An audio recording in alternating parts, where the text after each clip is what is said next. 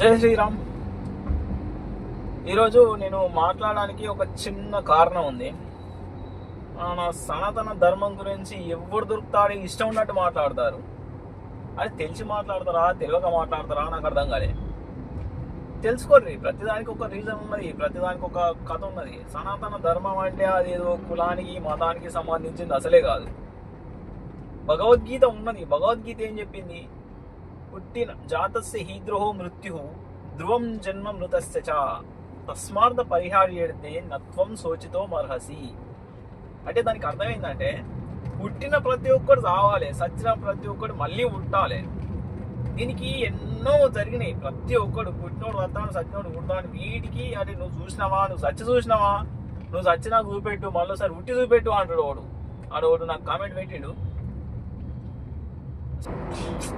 అసలు మనం ఒకటి చెప్తాం, మనం మహాభారతం విని ఏం నేర్చుకోవాలి, ఏం అర్థం చేసుకోవాలి అసలు ఫస్ట్. ఇది పాయింట్ ఏంటంటే, సరే ఎవరు వచ్చారు, ఎవరిని చంపారు, ఎంతమందిని చంపారు, భీష్ముడు ఎంతమందిని చంపాడు, కర్ణుడు ఎంత గొప్పోడు, అర్జునుడు ఎంత గొప్పోడు, అది కాదు మనం తెలుసుకోవాల్సింది. కర్ణుడు అంత గొప్పోడు అయితే దేవేంద్రుడు వచ్చి కవచకుండలాలు తీసుకుపోవడం ఎందుకు? ఆయన రథచక్రం భూమిలో దిగబడినప్పుడు ఆయుధాలు లేని సమయంలో అర్జునుడు బాణాలను సంపాల్సిన అవసరం ఉన్నది.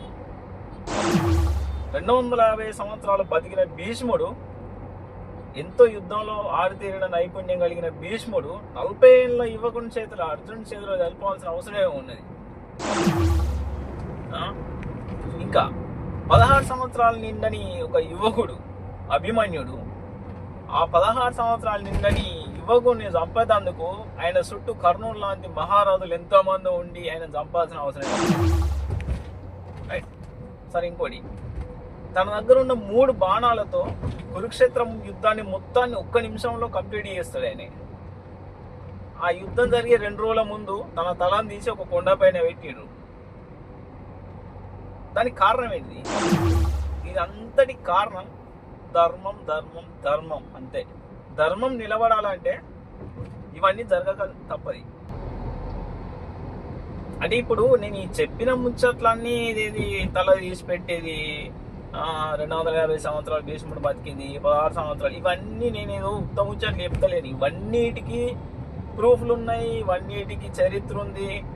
ఇవన్నీ ఇన్ని ప్రూఫ్లు ఉన్నా కూడా, ఇన్ని రుజువులు ఉన్నాయి, రాసిన బుక్కులు ఉన్నాయి, అవన్నీ ఉన్నాయి. ఎన్ని ఉన్నా కూడా ఎడ్డి మున కొడుకులు నమ్మరంటే నమ్మరు ఇలా.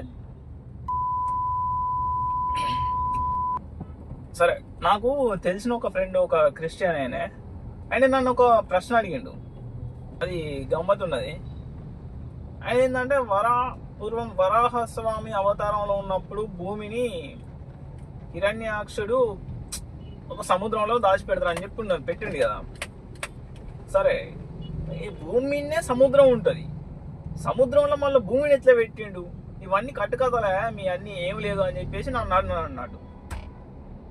మనం ఆయనకు గట్టిగా సమాధానం ఇచ్చేసినాం ఆల్రెడీ. ఆ సమాధానం ఏంటంటే, ఇప్పుడు మనలో కూడా చాలా మందికి తెలియదు ఏంటంటే అది గట్టి ఎట్లా పెట్టిండు, గట్టి ఎట్లా ఉంటుంది అని చెప్పేసి బాగా మంది అంటారు. కానీ దానికి సమాధానం నేను చిన్న పుస్తకం ఉన్నది మన దగ్గర, అందులో కొంచెం చదివితే అలా మ్యాటర్ ఏంటంటే, లోకాలు 14 లోకాలు ఉంటాయి. మనది ఏంటి? భూలోకం. ఇటువంటి లోకాలు మన భూమికి పైన 6 ఉంటాయి, కింద 7 ఉంటాయి. మనది మొత్తం కలిపితే 14 లోకాలు ఉంటాయి. అదేంటి? స్వర్గలోక, తపోలోక, జనలోక, మహర్లోక, భువర్లోక అని చెప్పేసి పైన ఉన్నాయి. పైన 6 లోకాలు ఉంటాయి. మన భూమి కింద 7 లోకాలు ఉంటాయి. అతల, వితల, సుతల, తలాతల, మహాతల, రసతల, పాతాల, ఈ 7 లోకాలు ఉంటాయి. ఈ హిరణ్యాక్షుడు ఏం చేసిందంటే, ఈ సౌర కుటుంబంలో ఉన్న భూమిని తీసుకుపోయి పాతాళ లోకంలో దాచిపెట్టిండు. అర్థమైందా? ఆ కక్షలో తిరిగేదాన్ని తీసుకుపోయి పాతాళ లోకంలో దాచిపెట్టిండు. అప్పుడు వరాహస్వామి పాతాళ లోకానికి పోయి తీసుకొచ్చి మళ్ళీ తన యథాస్థానంలో పెట్టడం జరిగింది. అది అక్కడ జరిగిన ముచ్చట ఏంటంటే, మన భూమినే ఉండదు సముద్రం అంటే మనం చూసేది ఇది, మనకు చూడని ఇంకెన్నో ఉన్నాయి. అది మ్యాటర్ అన్నట్టు. చెప్పిన తర్వాత ఆయనకు అర్థమైందో కాలేదో తెలియదు కానీ అన్నాడు, అంతే, అయిపోయింది ఆడికే. అది ముచ్చట. ఇట్లా ప్రతిదానికి అసలు మన ధర్మంలో ఉండేటోనికి మనకే తెలియదు. ఎడ్డి మూడో కొడుకులు తెలుసుకోర్రా అంటే తెలుసుకోరు. ఏమున్నా కూడా ఇన్స్టాగ్రామ్లా చూడాలి అంతే. అందులో ఏముంటో ఏమో తెలియదు. అది కాకుండా నువ్వు రోజుకు 24 గంటలలో ఒక అర్ధగంట సమయం ఇచ్చి నీ ధర్మం గురించి నువ్వు తెలుసుకో. ఏంది అసలు భూమి ఏంది, 14 లోకాలు ఎక్కడున్నాయి, ఈ భూమిని తయారు చేసినోడు ఎవడు, ఈ లోకాలను ఈ లోకాలు నేలేటోళ్ళు ఎవరు, ఇవన్నీ ఒకసారి తెలుసుకోవాలి. ఏమైనా తెలుసుకోరా అంటే ఎవరికి అంత ఓపిక ఉండదు. చెప్పేటోడు ఉన్నప్పుడేమో వినరు. తెలుసుకోవాలి ప్రతిదీ. మన ధర్మం గురించి మనం తెలుసుకోవడంలో తప్పే లేదు. నీకేం పోతలేదు. మా అంటే 24 గంటలలో నీకు అర్ధగంటలో ఎంత వస్తలే.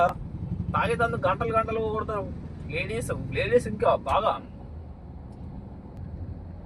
ప్రతి ఒక్కరు మన ధర్మం గురించి మనం తెలుసుకోవాలి. భగవద్గీత ఉన్నది.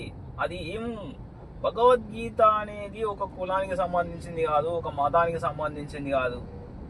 భగవద్గీతలో ఏముంటది, పుట్టినోడు మళ్ళీ వస్తాడు, చచ్చినోడు మళ్ళీ ఊడతాడు, గంతే ఉంటుంది. అది నీకు దాని మతం ఏమున్నది.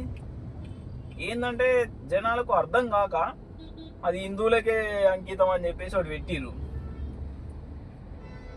ఎన్నర్రా మీరు నేర్చుకునేది. నాకేమో ఒకటి మాట్లాడత్తలేదు. మాట్లాడదామని ఉన్నది, చెప్పాలని ఉన్నది, కానీ నాకు చెప్పత్తలేదు. కొంచెం ఎవరన్నా తెలిసిన వాళ్ళు ఉంటే గిట్లా ఎప్పుడు నేను ఇంతవరకు మాట్లాడింది అయితే నేనైతే కరెక్టే అనుకుంటానా. మీరు కూడా బాగా తెలుసుకోరు. ఇంకా సనాతన ధర్మం, మన ధర్మం గురించి. ధర్మం నాశనం అయిపోతుంది, కలియుగం అంతం అయిపోతుంది.